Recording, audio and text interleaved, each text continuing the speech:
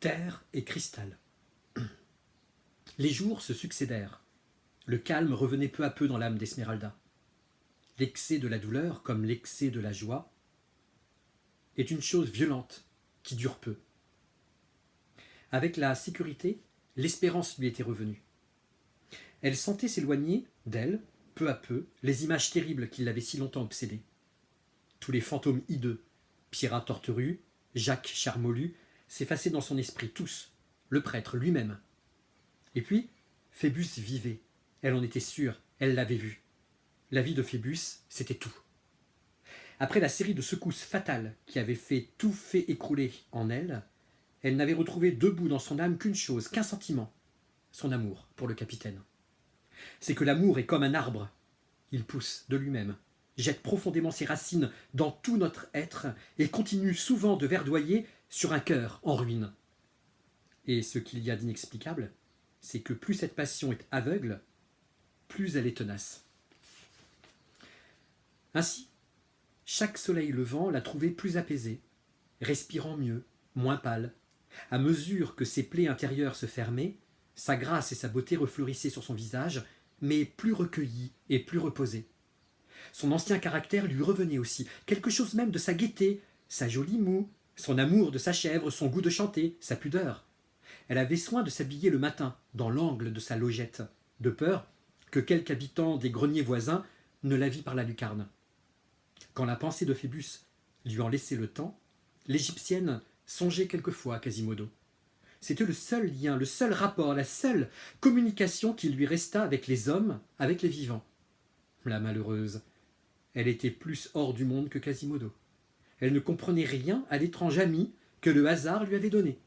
Souvent, elle se reprochait de ne pas avoir assez de reconnaissance, mais décidément, elle ne pouvait s'accoutumer au pauvre sonneur. Il était trop laid. Elle avait laissé à terre le sifflet qu'il lui avait donné. Cela n'empêcha pas Quasimodo de reparaître de temps en temps les premiers jours. Elle faisait son possible pour ne pas se détourner avec trop de répugnance quand il venait lui apporter le panier de provisions ou la cruche d'eau, mais il s'apercevait toujours du moindre mouvement de ce genre et alors il s'en allait, tristement. Le matin, Esmeralda s'était avancée jusqu'au bord du toit. Quasimodo était là, derrière elle. Il se plaçait ainsi de lui-même afin d'épargner le plus possible à la jeune fille le déplaisir de le voir. Tout à coup, la bohémienne tressaillit. Une larme et un éclair de joie brillèrent à la fois dans ses yeux. Elle s'agenouilla au bord du toit et tendit les bras avec angoisse vers la place en criant « Phébus, viens, viens! Un seul mot, nom du ciel, Phébus, Phébus !»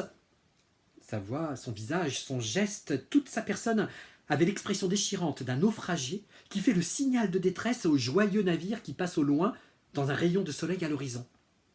Quasimodo se pencha sur la place et vit que l'objet de cette tendre et délirante prière était un jeune homme, un capitaine, un beau cavalier tout reluisant d'armes et de parures, qui passait en caracolant au fond de la place et saluait du panache une belle dame souriant à son balcon. Du reste, l'officier n'entendait pas la malheureuse qui l'appelait. Il était trop loin. Mais le pauvre sourd entendait, lui. Un soupir profond souleva sa poitrine. Il se retourna. Son cœur était gonflé de toutes les larmes qu'il dévorait. Ses deux poings convulsifs se heurtèrent sur sa tête, et quand il les retira, il avait à chaque main une poignée de cheveux roux. L'Égyptienne ne faisait aucune attention à lui. Il disait à voix basse, en grinçant des dents, « Damnation! Voilà donc comme il faut être. Il n'est besoin que d'être beau. En dessus !» À dater de ce jour, l'Égyptienne ne le vit plus. Il cessa de venir à sa cellule. Tout au plus, entrevoyait-elle quelquefois au sommet d'une tour la figure du sonneur, mélancoliquement fixée sur elle. Mais dès qu'elle l'apercevait, il disparaissait.